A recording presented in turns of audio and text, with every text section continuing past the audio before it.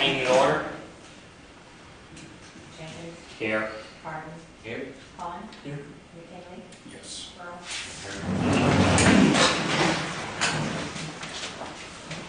I pledge allegiance to the flag of the United States of America and to the republic for which it stands, one nation, under God, indivisible, with liberty and justice for all.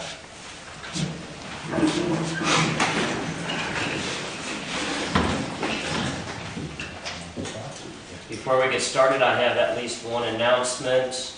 Over the last year, the city manager has been working diligently to secure resources and monetary donations to place a restroom out in South Park. I'm pleased to announce that one citizen stepped up and funded the restroom entirely. We received a donation that will cover the cost. So South Park will receive a new restroom. That citizen wishes to remain anonymous. With there being no public comments on the agenda items, we'll get to the public comments that we do have at the end of the meeting. We move straight to section 1, consent agenda. Make a motion to approve the consent agenda? I'll second it. Call it. Jenkins, Yes. Harden, Yes. Vaughn, Yes. McKinley, Yes. Earl. Yes. Motion carried.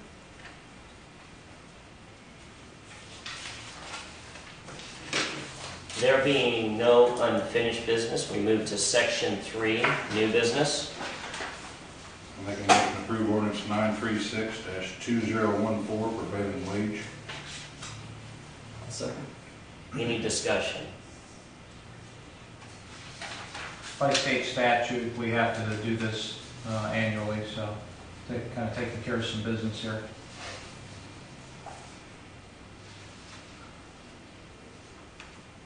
Question? Yes, sir. No. Question? Call. Harden, Yes. Vaughn, Yes. McKinley, Yes. Earl. Yes. Jenkins, Yes. motion carried. Make a motion to approve resolution 2014-23, the 2014 MFT resolution? I'll second it. Discussion? In the MFT program this year, earlier I said something about we're going to try to put gutter pan up on both sides of John there at the swimming pool. And after the engineer got up there and started getting some grade shots, they're not going to actually put gutter pan in there. Unfortunately, the curvature of the road is not going to work. So what their plan is, it's in the resolution, is to core out some of the asphalt on the swimming pool parking lot, feather that back in to create somewhat of a ditch, and on the east side, then there'll be a new ditch cut through there and some culverts installed to get that water to go north to those catch basins. So just so you know that concrete gutter pan will not be there. So is that the John Street improvement then, or is the John Street the, you have listed on here John Street improvement? Yeah. Does that also include the fixing the parking in front of the Schneider? No, that's not in here this year. That's, No. we're not doing it this year? No. Okay. What's the other two? Excuse me? What's the other two? You got the seal coat, are you planning on doing that? One for 29 and 14. I've got a map if you want to see where all the seal coat is for the entire community. That's oil and chip. And then the spray patch, what they do is with X number of dollars for spray patch, Fred will go around, he'll mark where some of the streets have alligator, and they'll just do the hit and miss, because Ileana does not like to come in and do patchwork. They like to either do the sides or the entire block. So that's the differences there. Here's one thing I'll say to you that I really personally don't like, and I'm sorry that I voted for it, for Plum Street. That on Plum Street needs to be taken up. That on Water Street needs to be taken up.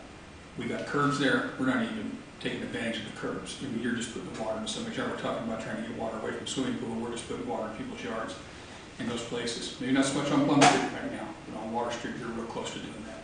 I think somewhere along the line, we need to take that asphalt up and go back down to the bare brick You mean on Water, here on the east? from Main Street back toward Washington. Any of that curb block in there, and it goes all the way down to Washington. That's getting pretty, the asphalt's pretty thick on there right now. It needs to be taken up, and there's a brick surface underneath there, a base to go back to. Right. Plum Street also. Just so you know, up on Plum, the street guys are gonna rent a broom and get all that excess rock back off of the sides there, try to get it back out. They'll pick up some of that extra too, so. They kind of laid the rock on pretty thick there last year, and then the snow plows kind of put it up in the terraces, so. I'm just saying, I think that's something that needs to be looked at in the future. If we're gonna oil and chip, we got a lot of streets that are like that, have just been oil and chip. I've never seen anything ever torn up and redone from the base layer up, you know. 64 years old, I've been all over this town, I've just never seen that happen, so. I think we need to start thinking about doing those sort of things. Dwayne used to, on some of the streets, Dwayne used to go through and scarify them, and then the city stopped it as a practice, and I don't really know why. Well, I think that's one thing, but I think, you know, bringing the machine in here and picking it up, really doing a, you know, like they did on Main Street out here, when they redid that. And I don't know who funded that. I don't think that came out of our pocket. Maybe it It did. was TIF money. It's TIF money. Well, Yeah. that's great. So, That's a milling machine you're talking about, Well, right? mhm, but the TIF money can take care of Water Street, mhm. right? Because that's in the TIF district. Or Washington. Or Washington, I'm not saying Washington Street needs it, but Washington Street needs it at that corner there, that catch basin needs to be fixed. Mhm. That's been like that for 25 years, and it really needs to get done. We went in there once, and I think one of them was concreted shut. Well, we have to get it out. I know what happened. I know what happened to cause what happened down there. So you need to get that, I think you need to take a look at that. Because the water doesn't get away very Right. fast. Any other discussion? Call. Han, Yes. McKinley, Yes. Pearl, Yes. Jenkins, Yes. Harden, Yes. motion carried. Make a motion to approve resolution 2014-24, resolution authorizing a 5-year extended coverage program for Caterpillar generators in the amount of $31,440. I'll second it. Discussion. What do they do, come in and check the generators out every so often, Larry? They will, if we have an agreement. Obviously, if we don't have the agreement, it's going to be kind of costly. They don't sit there and run very often. Rick wants to make sure that between the extended warranty and the service maintenance agreements, that keep those two Caterpillars up to speed. So Have we done this in the past? Or is this the first time for it? this will be the first time because the warranty is expiring. Now, we got in the budget for this, Yes, this was in the budget. When Rick was here, he explained that to you, that he had put this in there. So this is warranty plus them coming and inspecting it. Correct. Two different items here. Less parts. Yes, except for like tangible items, you know, that they say, like bolts or something like that, but Anything major we have to. correct. Any other discussion? Call. McKinley, Yes. Pearl, Yes. Jenkins, Yes. Harden, yes. Han, Yes. motion carried.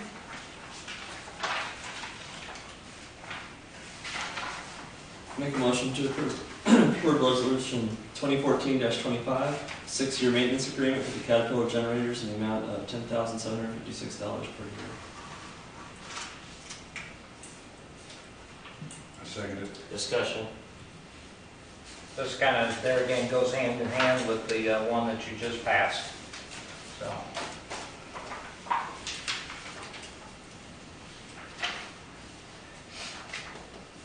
Call. Pearl, Yes.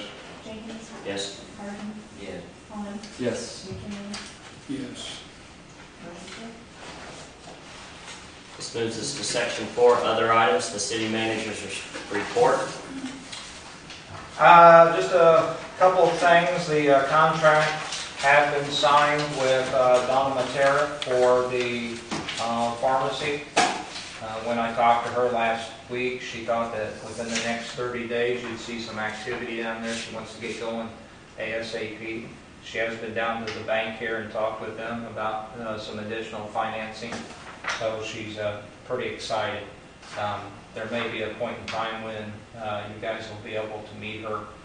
She'll come in and visit at a council meeting so you can see who you actually did go into agreement with. 419 South Main Street, that would be the house trailer down here as you go into South Park. If you go by there, you'll see that some drastic improvements have been made. The chief and I went down there, took some photos, and served them with the notice. And I think all except for maybe a screen door out laying up against the trailer, it's been pretty well cleaned up. 502 South Maple, that's another ordinance violation, and that one, there's been a summons issued for pending court date, so we're going to end up in court on that. At the last council meeting, you had shown some interest in having me pursue the sidewalk behind the fields going out to the west side subdivision. In doing so, I can't seem to come across any type of easements allowing for the utilities that are already in the ground, or even allowing us to build a sidewalk. I've checked with our current city attorney, I've checked with our former city attorney, and I have sent an email to Mr. Drake, since he owns all that property out there, to try to get some type of an easement going. I did have Rick work up a price for street lights, so we'd want a little bit of lighting out there. Rick's price came in just under $18,000, and the price of the sidewalk that I quoted you here at $80,000 would be if it was out along the highway. So if you take measurements, I think the way it looks, roughly, if you Google map it, it's about 100 foot short back there behind the field. So the price is going to be relatively the same. But I got to get an easement first before we can proceed. The fire hydrant up there on North Main Street, the guys did get that fixed. You know, that had been leaking for quite some time. They were out on South Main this morning looking around. They're going to start digging to get that water main hooked up for South Park. Hopefully this week that water will be in the mains. Obviously it has to have some permits from the EPA before they can actually do a lot with it. And there again, I've got a meeting in the morning. We're going to get some elevations for the restroom building out at South Park. So as soon as I can get that, then the permit will get mailed off. Any questions to the city manager's report? And before I get too far with that one too, I sent a thing out because there was a forum there on Facebook about where to put the bathrooms, and need feedback from this table as well. A lot of it's set over by the ball fields, but that's an awfully large park, and if you put the bathrooms over by the ballpark, if you're at BMX and if you're at soccer and playground won't be too far away, you have just as long of a walk. I thought to put them over where the porta potties are. I would think that maybe you're all familiar with that. If not, please go out there sometime and take a look. It's close to the ball fields, but it's a little bit more centralized. And it's a little bit higher ground, because we kind of want to get them on higher ground. We don't want to take them water all the time. So I don't know where you guys think they need to be. There's really no right, there's really no wrong. But they should just serve the baseball diamonds. Accessible to the pavilion also right there, wouldn't it? Yes. Hey, you're going to have the playground equipment, installed later this week. And to me, the little kids are going to be using the bathrooms quite a bit. Well, I think where the porta potties are would be a good spot, but I don't know what you guys think. I've seen that pavilion used quite a bit here lately, so I think it probably would be better off having, in my opinion, more of where they're at now too. And eventually we're going to address the pavilion and get it up to snuff. Well, Rick, talking with Rick Harsty, brought up a good idea. There's a little bit of a homemade concession stand underneath that large pavilion. Build a small size bathroom facility, just the building big enough for a bathroom, and then in the excess funds work on making the concession stand underneath that pavilion better, because that truly is used for the ball fields. So you've already got something started there, just to make that an improvement. You might be able to do both, instead of building a grand building similar to Weedman Park that's already got a concession stand in it. So,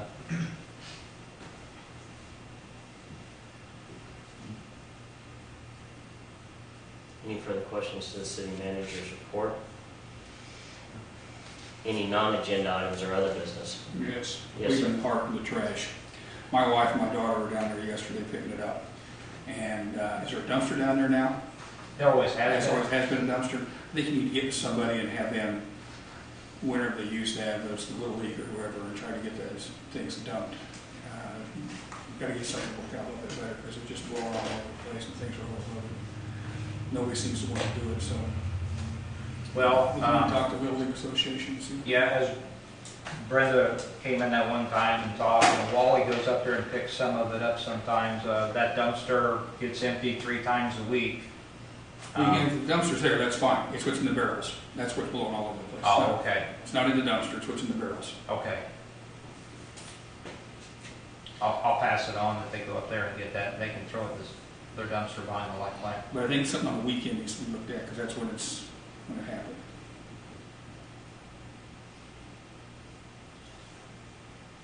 Any other non-agenda items? I have one. I had a citizen of Farmer City recently make a comment on the mayoral Facebook page about some problems that they've had on Monroe Street with some neighbors. In a private message, they told me that they were blaring the music again. So as soon as I was finished, I drove down Monroe Street just to see if I could hear the music or anything like that. And I noticed multiple, I can't stress that enough, ordinance violations on that street. With some of those trailers out there are far worse than anything that we have on 419, I think, South Main. I would love, highly encourage our officers to make sure that we uphold the ordinances in this community and put a lot of attention on that street. There's got to be some major safety issues. It's just bad. So if I would appreciate an update at the next meeting on how we are moving forward on this. So, any other non-agenda items? I would just like to ask a question, Yes. kind of pertaining to that. When our officers are out and about, if they see something like that, do they wait for a complaint or do they initiate it themselves? They wait for a complaint, yes. Okay. That goes back from previous city attorneys telling us that that's how they kind of wanted it handled, so. My It's just understanding. always been the way we've done it. My understanding is they what is it? They can't give the appearance, this is what the lawyer said, that they're picking on anybody or anything. Now, I don't understand smoke. For example, we have an ordinance that says you can burn what, Friday, Saturday, and Sunday. There's smoke in the air on Tuesday. Obviously, this is just something, I don't see why we need to wait for a complaint. We need to deal with that. One of the complaints was that the people were burning garbage, and an officer went there, and it sounds like the people were burning garbage just gave a big middle finger to them. We're going to do this anyway. I don't think we need a complaint on that. I mean, if they're breaking the ordinance, enforce the law. That's true. I understand. I understand complaints. I understand the grass, but I also understand sometimes the citizens on the mayoral page and the private messages. The message is constantly the same. The city council doesn't care, which is far from it. I know the city council cares. They wouldn't be here because it's obviously not a profitable position. It's an ongoing problem. It's been there for years. It's the same thing. We got to wait for somebody to complain. No, if they're breaking the law, like Mike says, it needs to be taken care of. So I would encourage all the citizens to complain to me so I can put a formal complaint in from here on out. So that way they're getting taken care of. And I do appreciate the work. I know that you work diligently and the work that you've done on these other streets, but it shouldn't take an act of God to get these taken care of, so, it needs to be done. Any other public comments, or not agenda items, other business? That moves us to public comments, and we do have two. The first one is by Mr. Quinn. Sir, you have the floor. Just come in tonight, we put in a request for funds from the tourism committee. Steve and myself are putting together a swap meet and car show, motorcycle show at the fairgrounds on October 12th. It's the Sunday before Columbus Day. And right now our current expenses are estimated at $2,550. We put in a request for $1,000. We're asking for that resolution to be put on for the next 2 weeks agenda. Yeah. That's it. Are there any questions? We'll make sure that that is at least put on as a resolution. 2550, what kind of a breakdown, where would the funds be going towards? That's our awards, radio advertisement, Okay. and some published advertisement. We're advertising in other swap meets that are going on. Okay. Get people to come here. Do you have an idea of what type of crowd you're going to draw? Not yet. Okay. I mean, we just got the official date from the fair board 2 weeks ago. Fair board approved. Yeah, Okay. fair board approved. So we got the official date from them. We sent out some feelers to people. We've got about 8 people signed up as vendors so far. We are doing cash prize car show, which there's only a couple of those in the state. They offer cash. So we're hoping to generate some interest, from there, aside from what you would see during the Heritage Days car show. It'll be kind of like the Heritage Days, Okay. except there'll be a swap meet, people selling cars, and the fair board handling all the concessions, Excellent. and any proceeds Yeah. that we make, we're going to donate to the Blue Ridge High School Industrial Arts. I'm assuming this will be motor fuel tax, or not motor fuel tax, a hotel tax, so. All right. Thank you, we'll have that on next, the resolution in 3 weeks. You have 2 weeks off, I believe. 3 weeks. July. Yeah, it'd be July 7th. And then we have, Ms. Gardner, you have the floor. Okay, I've been walking my dog at night, and going down that way seems to be the safest way with no loose dogs in town. But I've noticed when I'm walking back up Market Street, there are 2 blocks that are awful, awful dark. There's no street lights. And I believe also at the intersection of Market and West Street, there's no yield or stop sign there. Market and what? West, Okay. what's left of West Street. When you're walking down through there and it's that dark, it'd be easy to trip and fall over something, and I don't know whose liability that would be. I imagine it would probably be city. It's also dark enough that you don't know what's around you. And you said there's about 2 blocks. So I was wondering, why is that area so dark? I don't have an answer for you. Do we have lights down, or is there just no lights up there? There was an agreement to take 2 street lights down. Okay. That was, At a T intersection, usually at a T intersection by state statute, when you're pulling into a T intersection, you have to yield, so. Yeah, but lots of people wouldn't just automatically realize that. Most T intersections have a yield sign or something. There's nothing there. And if that agreement, that's still city right away, I would think, isn't it? To be able to have a yield sign and maybe a street light? A yield sign could be installed. Because it's, you talk about public safety, that's a public safety issue also. And no lights through there. I would think that property owner would like some lights just for security reasons. It's Market and what? West. Market and West. thank you, ma'am. Entertain a motion to adjourn. Second. All, Jenkins, yes. Harden, Yes. Vaughn, Yes. Taylor, Yes. Yes. Meeting adjourned.